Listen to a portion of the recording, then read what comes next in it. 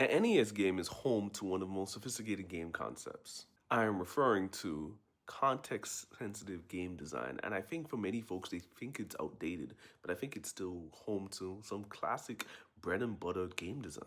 When I say context-sensitive game design, I'm referring to the fact that you, with one button, can have multiple actions play out based on where you're located and where your enemy is located.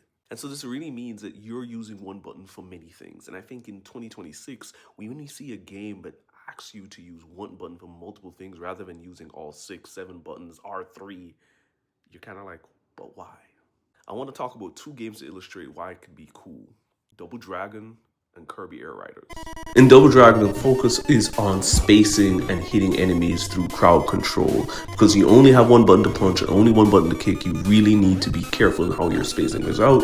If you aim for a kick, which has a longer space, people can duck under your kick. And if you try to do the jump kick, people can duck under you as well. And so you're really trying to decide, can I punch? Do I make the sacrifice of whiffing a punch and they can get me? Or do I make the choice to get a combo and hit with the tip of my kick to get a grab like you see here? It forces the player to put themselves at risk. As I said, everything is about spacing. And if you want to accomplish a certain combo, you have to be able to be willing to whiff something. And there has to be that incentive between, like, oh, I get a full combo by grab, but if I miss that kick, that person can go forward and hit me. I'm put myself much closer to being in harm's way.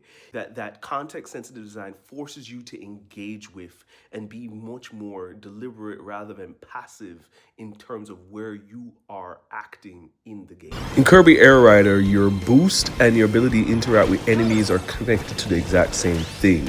And so therefore you have these moments where you have to emphasize, am I going to time to capture an enemy, both for the case of new items, but also for the case of getting an additional boost? Because if I miss that, I'm forcing myself into a turn, which makes me become inefficient in my action, and folks can pass me on that turn because they're being more intentional.